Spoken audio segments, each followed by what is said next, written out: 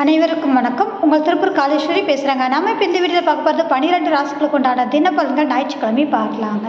இன்றைய தினம் பார்த்திங்க அப்படின்னா மேசராசி நேயர்களுக்கு சிந்தனை செயல்பாடுகள் தெளிவாக இருக்கும். உங்களுக்கான மகிழ்ச்சியான நாளாக இன்றைய தினம் அற்புதமாக இருக்குதுங்க. ரிஷபராசி நேயர்களுக்கு தேவையற்ற அலைச்சல்களை தவிர்த்துக் கொள்வது நலத்தை ஏற்படுத்தும். வரவுக்கு மீறிய செலவினங்களை சந்திக்கக்கூடிய தினமாக இன்றைய தினம் இருக்குதுங்க.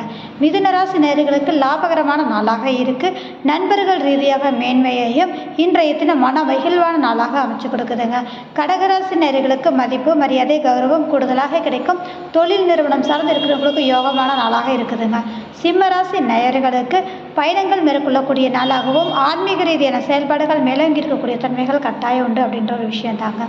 கன்னிராசி நேயர்களுக்கு எதிர்பாராத லாபத்தையும் யோகத்தையும் சந்திப்பீர்கள். குடுக்கல் வாங்கலை மட்டும் தவிர்த்துக் கொள்வது நலத்தை ஏற்படுத்துங்க. துலாம் ராசி நேயர்களுக்கு சந்திக்கக்கூடிய நபர்களால் ஆதாயமும் மேன்மையும் உருவாகக்கூடிய தினமாக இருக்குது. கணவன் மனைவி உறவுடைய பரஸ்பரம் பெருகக்கூடிய தன்மைகள் இன்றைய தினம் அப்படிங்கும்போது உங்களுக்கு அற்புதமாக இருக்குங்க.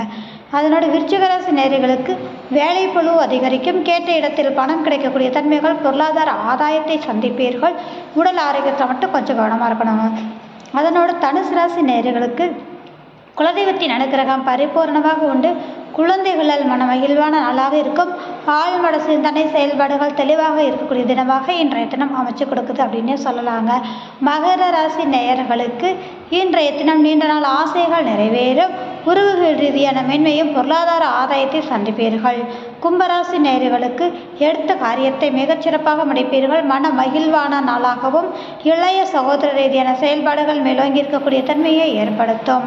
அதனோடு மீனராசி நேயர்களுக்கு குடும்ப உறவுகளால் ஆதாயத்தையும் அதன் ரீதியான ஒரு நன்மையை நீங்கள் அனுபவிக்கக்கூடிய தன்மைகளாக உண்டுங்க.